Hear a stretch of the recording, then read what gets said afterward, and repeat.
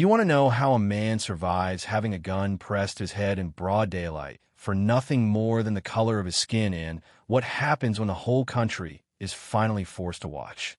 Well, let me walk you through the day Colonel William Jackson's silence roared louder than 100 voices screaming for justice because, you know what I mean?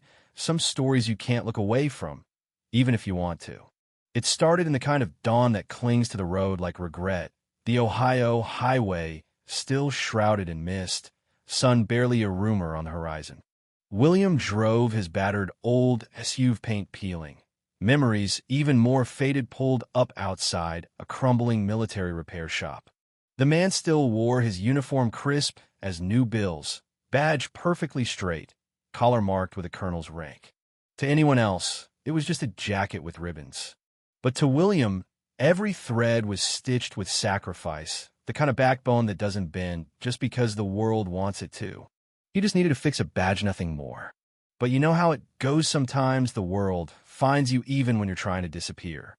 Before the car door had time to creak shut, a police siren sliced the quiet open, and suddenly a patrol car barreled up, tires shrieking, tension spilling everywhere. Out came a white officer, the kind who carries contempt like it's part of the uniform. He didn't want an explanation, wanted target. Papers, he demanded, like asking for a tip at a restaurant where you were never invited to eat.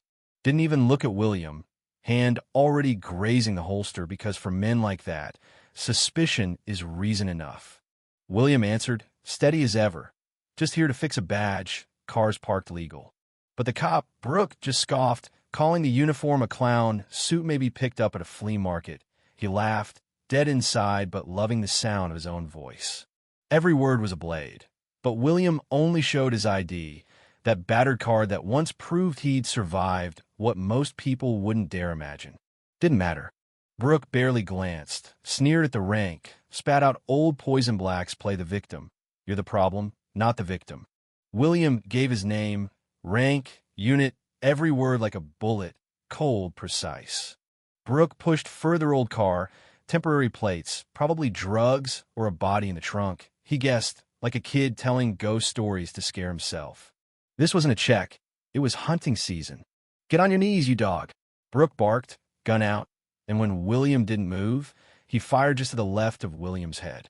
Blood ran down William's collar, but he didn't flinch, didn't beg. The world just stood by. A child screamed from inside the shop, but no one came out. No one ever does when the shooter's a cop. Brooke whispered in William's ear, loving the sound of fear, but William still didn't give him the satisfaction. Across the street, a kid quietly raised a phone, started recording, because sometimes the smallest hands hold the biggest truths.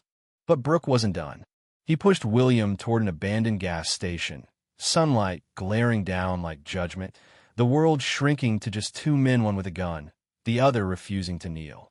Brooke forced William down, pressed his knee into his back, plastic cuffs snapping into place, routine, mechanical, but this time his victim wore the wrong uniform for this story to disappear. William just lay there, silent. All he'd ever done was serve a country that barely saw him as a man. He didn't know it yet, but every second was being recorded, not just by the kid, but by a security system bigger than anyone realized. His military-issue wristwatch blinked red, a distress signal echoing through the grid, and at a command center miles away, alarms tripped. Echo 7, Level 1. Only the colonel could trigger it. In less than 4 minutes, black SUVs rolled in, agents stepping out like the tide, coming in. No words, no wasted motion, just action. Brooke tried to talk his way out, waving his badge like a shield, but the agent's voice was ice. We're not here for him. We're here for you. In seconds, the cuffs snapped shut, this time on the cop. William stood, blood dried on his collar, hands steady. Didn't need to speak, just standing was enough. And all over town, all over the country, that moment started to spread, first in whispers, then in shouts. The kid's video wound up everywhere, group chats, parent boards, veterans clubs. Newsrooms froze as they watched, silence heavier than any headline. Who is he? People wanted to know. What happened? But the story didn't stop there. Every piece of that morning, William's silence, Brooke's threats, the handcuffs, the way nobody helped, became a lit fuse. Social media exploded. Hashtags trended. Old cases against Brooke resurfaced, stories of late-night stops, bogus charges, threats swept under the rug. Some called it overdue justice. Others just called it America. William didn't say a word. For days, he stayed in a safe apartment, deaf in one ear, the world banging on the door for a quote. He posted just one line: "No one shot me, but I can't hear anything anymore." That sentence, flat, almost cold, hit people harder than any speech. The country erupted, some in outrage, some in reflection. Crowds showed up at town halls. Old soldiers shared memories of William's courage. Kids argued about justice and the meaning of a uniform. The news ran the video, and suddenly a whole nation saw what usually hides in plain sight. Even politicians weighed in, some to condemn, others to cover their backs, but nobody could look away.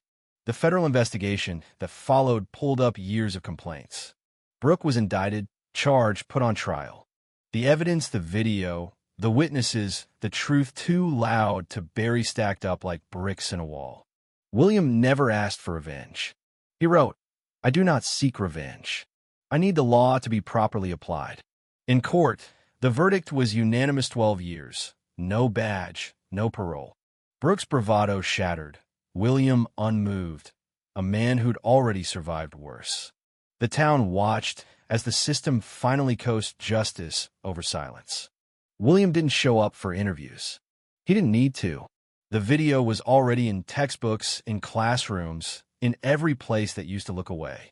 The Medal of Honor he once refused, accepted quietly. No press, no speeches. Just one line: "I do not need to stand in the spotlight. I just need to know I still stand." He returned home, wrote in his notebook, "They once took away my voice, but no one can take my dignity." Maybe that's the real ending, or maybe it's a beginning. The town kept talking, debating. The whole country left to wrestle with the question: how long do we let silence do the talking for us? Now it's your turn. What would you have done if you'd been there, if you'd seen it?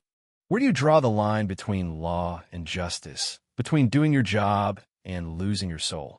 Go ahead, drop your thoughts in the comments, because this time, nobody's allowed to stay silent.